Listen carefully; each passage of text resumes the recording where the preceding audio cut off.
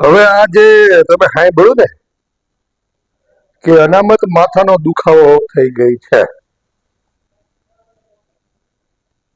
ઈ નિવેદન આપવા વાળા બેન આમ તો મારા મમ્મીની ઉંમરના છે એટલે આપણે માસી કહેવું. એ માસી નૌકાબેન પ્રજાપતિ છે અને ભાજપના નેતા છે.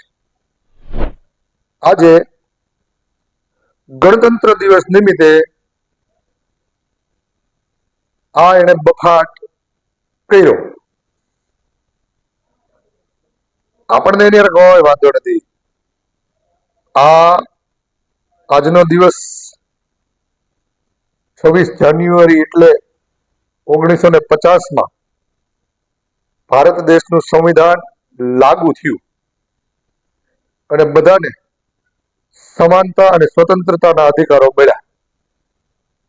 એટલે આ માસી જે બફાટ કરી રહ્યા છે ને એ આ સંવિધાનની સ્વતંત્રતાના કારણે કરી રહ્યા છે.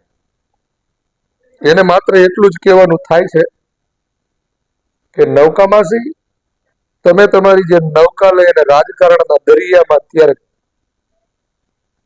હિલોળા ખવડાવી રહ્યા છો ને એ આ સંવિધાનને દયાથી છે. તમને કદાચ ન ખબર હોય, આ તો શું છે કે સારી પાર્ટી મળી ગઈ, સત્તા પક્ષ છે એટલે આપણે ચડી બેઠા અને ફાવે એમ બોલી નાખી, તો એવું ના ચાલે. આપણા બાપુજીનું રાજ ક્યાંય નથી હાલતું. તો કહેવાનું એવું થાય છે માસી કે ઇતિહાસ વાંચો. તમને બોલવાની સ્વતંત્રતા સંવિધાને આપી છે, નેતા બનવાની સ્વતંત્રતા સંવિધાને આપી છે, અને તમે જે અનામતનો બફાટ કરી રહ્યા છો કે અનામત માથાનો દુખાવો બની ગઈ છે, અમારે જોતી જ નથી. જોકે તમે પોતે અનામતના લાભ લીધા જ છે, કેમ કે તમે જે પ્રજાપતિ એટલે ઓબીસીમાં, અને ઓબીસી એ અનામતનો લાભ મળે જ છે, લ્યો છો. એટલે પેલા ઇતિહાસમાં જાઓ, સમજો, વાંચો. ફાવે એમ તો ધબધબાટી બોલાવવાનું બંધ કરો. આવા નવા તમારી જેવા જે હું તો કહું અભણ જ તમારી જેવા અભણો જે આવા ખોટા બફાટ કરી અને આ દેશની અંદર જે આવા ભડકા કરો છો, એકાબીજા જાતિઓને સામસામે કરી દો છો, આ દેશની શાંતિને વિખેરી રહ્યા છો, એના કરતા થોડુંક ભણી લ્યો ને યાર, થોડુંક વાંચી લ્યો. જાજુ નહીં, કાંઈ નહીં, વાંચતા લખતા આવડે ને એટલું ભણી અને થોડોક ઇતિહાસ વાંચી લ્યો. કેમ કે તમે જે જગ્યાએથી બોલો છો ને ત્યાં લોકોનું ધ્યાન હોય.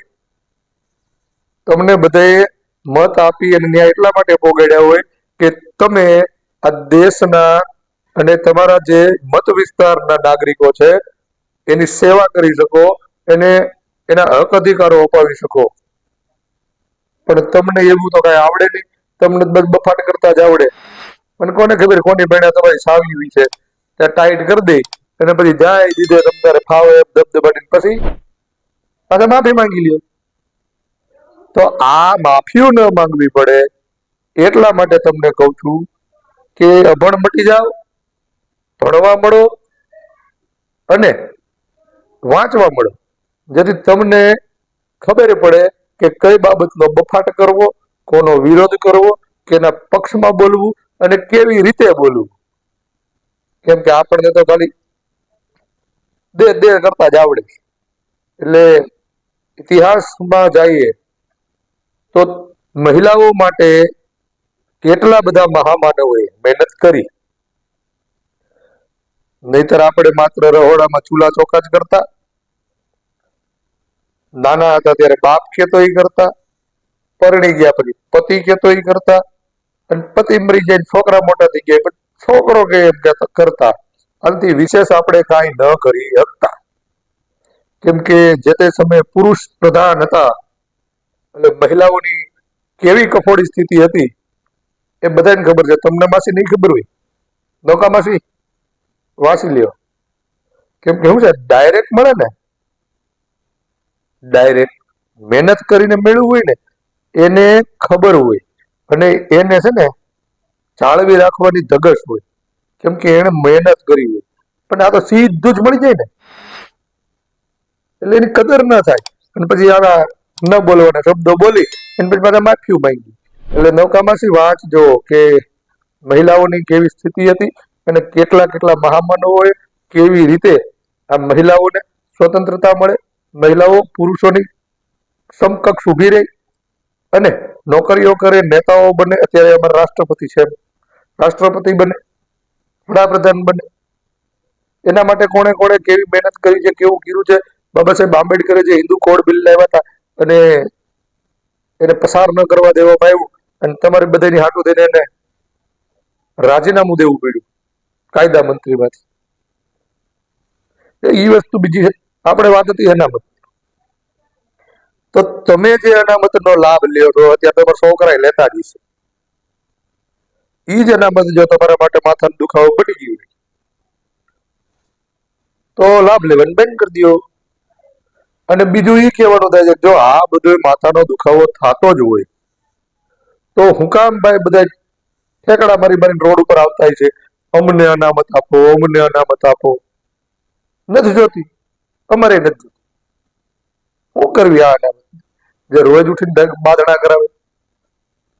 એક કામ કરો, ભારત દેશમાંથી જાતિ પ્રથા બંધ કરી દો. કોઈ પ્રકારની જાતિ નહીં, બરાબર? તમને લોકોને દલિતોથી તકલીફ છે તો જો તમે આમ તો દલિતોને હિન્દુ ગણતા નથી, માત્ર એક ચૂંટણી આવે ત્યારે હિન્દુ થાય બિસાડા, અને ત્યારે તમે એના પગે ધો, પગે પડો, ઘરે ખાવાય જાઓ, બધું કરો. ત્યાર પછી વળી પાછો 5 વર્ષ દલિતો હિન્દુમાંથી બાકાત થઈ જાય. એટલે એક કામ કરો, આપણે માત્ર એક હિન્દુ રહી, કોઈ પ્રકારની જાતિ વ્યવસ્થા નહીં. બ્રાહ્મણ, ક્ષત્રિય, વૈશ્ય, શુદ્ર અને એની અંદરની જે કાંઈ જાતિઓ છે, 7,500 પ્લસ જાતિઓ જે છે ભારતની અંદર, એને આપણે કાઢી નાખીએ. જાતિ નહીં એટલે અનામત નહીં, અનામત નહીં એટલે નૌકામાંથી તમારા માથાનો દુખાવો નહીં. પણ એવું તો આપણે કરવું નથી, કેમ કે જો જાતિ કાઢી નાખીએ તો પછી આપણે જાતિના નામે લડાઈશું કેમ? લડાઈશું નહીં તો ભાગલા કેમ પડશે?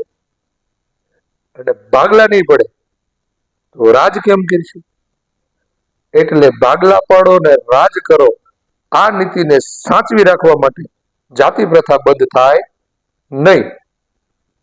તો જાતિ પ્રથા બંધ ન થાય તો અનામત પ્રથા પણ બંધ ન થાય, તો નૌકામાંથી તમારો માથાનો દુખાવો રહેશે જ. એટલે આવા બધા ખોટા બફાટ કરવાના કારણે જે પછી તકલીફો થાય ને માફીઓ માંગવી પડે, અને સમાજમાં મારી જેવો ક્યાંક તમે નીકળાવો કે ત્યારે હેઠું મોઢું ખોવું પડે, કરવું જ કામ. એટલે મહેરબાની કરી અને તમે તમારી જે સત્તા ભોગવી રહ્યા છો એ કરો. આજના દિવસે જે લોકોને સંવિધાનના અધિકારો, હક મળ્યા છે, સ્વતંત્રતાઓ મળી છે, એ જે ભોગવી રહ્યા છે ભોગવવા દો. અને તમારા માટે જેને જેને મહેનત કરી છે ને, હું તો કહીશ ટીપુ સુલતાન, જ્યોતિબા ફૂલે, સાવિત્રીબાઈ ફૂલે, પેરિયાર રામાસ્વામી, ડોક્ટર બાબા સાહેબ આંબેડકર, આ બધાને પગે લાગો એટલે તમને ખબર પડે. પગે તમારે જ લાગવાનું, કેમ કે એને તમારા માટે મહેનત કરી છે. માત્ર નીચી જાતિના લોકો માટે આ બધા મહામાનવો મહેનત નતા કરતા, મહિલાઓ માટે મહેનત કરતા હતા. આ બધાએ બહુ મહેનત કરી, બરાબર? એટલે વાંચો, અભણ માસી વાંચો, વાંચશો તો સમજશો, પણ વાંચવા માટે ભણવું પડે. એટલે ભણો. જોકે તમે અને તમારો સત્તા પક્ષ પછાત વર્ગના લોકો ભણે એવું ઈચ્છતા તો છો જ નહીં. કેમ કે ગુજરાતની અંદર હજારોની સંખ્યામાં સરકારી સ્કૂલો બંધ કરી દીધી, પ્રાઇવેટીકરણ જાજુ, લાખો રૂપિયાની ફી, અને વળી પાછો માથે હાથ રાખવાનો RTE, રાઇટ ટુ એજ્યુકેશન. તો કોઈ નવાઈ કરતા નથી. ભારતનું સંવિધાન ભારતના હરેક નાગરિકને મફત શિક્ષણ, મફત આરોગ્ય આપવા માટે સરકારને બાંધે છે. પણ આપણે એવું કઈ ના, લોકો વચ્ચે એવું ન બોલાય. લોકો જાગૃત થઈ જાય, વિરોધ કરે, મફત શિક્ષણ માંગે, મફત આરોગ્ય માંગે. આવું ના કરાય. આપણે આવો બફાટ જ કરાય, અનામત માથાનો દુખાવો થઈ ગયો છે, અને લોકોને એકાબીજા જાતિની સામે સામે કરવાના પ્રયત્નો કરતું રહેવાય. એટલે આ તમારા બફાટા છે ને બફા, મહેરબાની કરીને તમારા સુધી રાખો અને બીજે રહેવા. સારું લાગ્યું હોય એને ઠીક છે, અને ન લાગ્યું હોય એને ઠીક છે. બાકી જે છે એ કીધું છે, કહું છું અને કહેતો રહીશ. આજના દિવસે સ્વતંત્રતા દેશના હરેક નાગરિકને મળી છે. હું આ દેશનો સ્વતંત્ર નાગરિક છું, અને જ્યારે આવી કોઈ ખોટી બફાટ કરશે ત્યારે એના વિરુદ્ધમાં આ વસંત ચાવડા બોલશે.